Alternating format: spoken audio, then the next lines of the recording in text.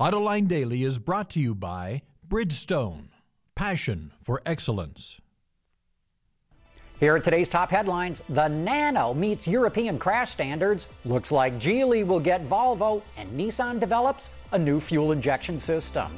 Up next, we'll be back with the news behind the headlines.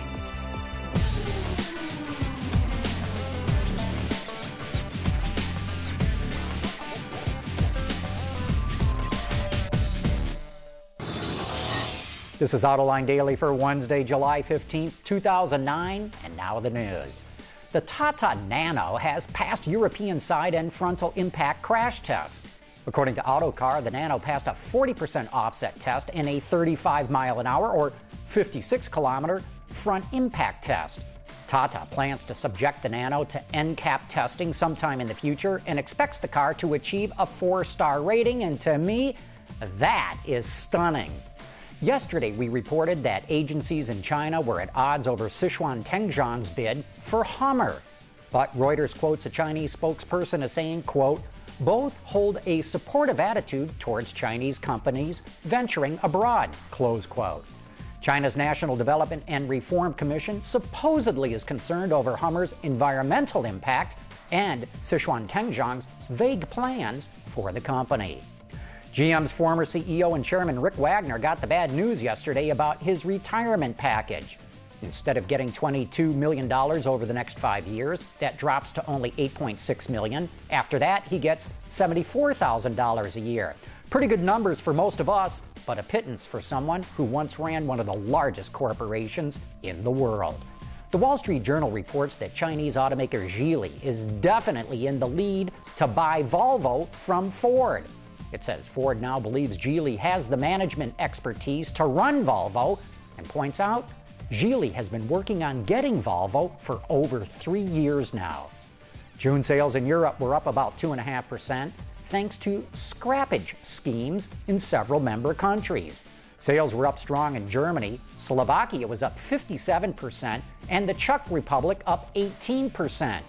Overall sales in Europe are down 11% for the year. But June sales represent the first year-over-year increase in Europe in quite some time.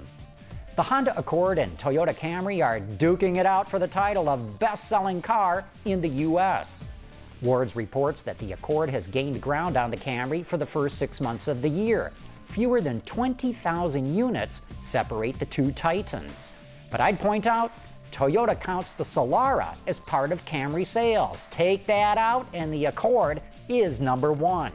And in other Honda news, Wards also reports that the company has stopped importing Japanese-built Accords to the U.S. All versions sold in North America will now be built in North America. Autoblog reports Nissan's developing a new fuel injection system. It aims to boost efficiency by using 2 port injectors per cylinder instead of 1. The setup improves fuel vaporization and combustion while cutting hydrocarbon emissions. When combined with variable valve timing, the system reduces fuel consumption by around 4%.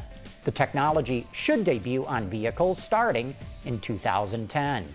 And yesterday, Exxon Mobil announced it's partnering with a company called Synthetic Genomics to develop new algae-based biofuels. The energy giant's looking to invest $600 million in the program, and people, I keep saying, watch this algae stuff.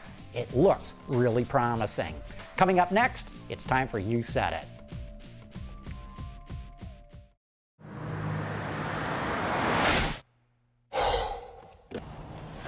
Changing tires out here could be dangerous, but with these tires, I don't need to worry. Bridgestone. And now it's time for some of your feedback. This is You Said It, where we get all kinds of questions and comments from you, our viewers, and You Said It gives me a chance to respond. Max Christensen saw our story on the Honda Cross Tour and asks, how in the world is the new Honda Accord Cross Tour considered a crossover? Is there a firm definition of crossover in the automotive world? Max, I think if you talk to 3 different car companies, you'd probably get 5 different definitions. It's easier to say what a crossover is not rather than what it is. It is not a sedan, it is not an SUV, it's not a wagon, it's kind of like all of them put together.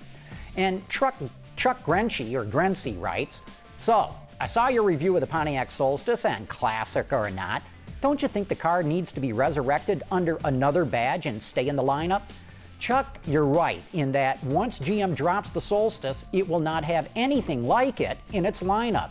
But in its best year, the Solstice only sold 20,000 units, and now it's selling at half that rate. That's just too few cars to justify the investment, especially since the Saturn Sky and the Opel GT, which are rebadged versions, are also being dropped. And Dave, who obviously heats his house with natural gas, asks, if we run more and more cars and trucks on nat gas, how much will it cost to heat my home? Dave, I imagine running more vehicles on natural gas could push up prices. However, there's a lot of natural gas available, especially in shale. Just last week, Exxon announced it made a major find in Canada. And that'll just about do it for today, but the show would not be complete without some shameless promotion. So join us Thursday evening for another edition of Autoline After Hours. We go live at 7 p.m. sharp Eastern Time on our website. Joining this week is Michael Sprague, the head of sales and marketing at Kia, a brand that seems to be almost immune to the sales downturn. And we'll also be announcing the winner of the GM bankruptcy contest, where we asked you to guess how many days GM would be in bankruptcy. And that is it for today's top news in the global automotive industry. Thanks for watching. We'll see you tomorrow.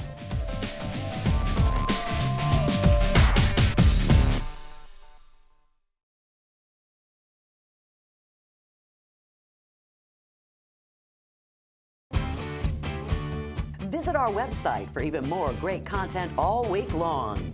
Autoline Extra, Dawn's Journal, podcasts, and even more. So click over and get the inside view at AutolineDetroit.tv.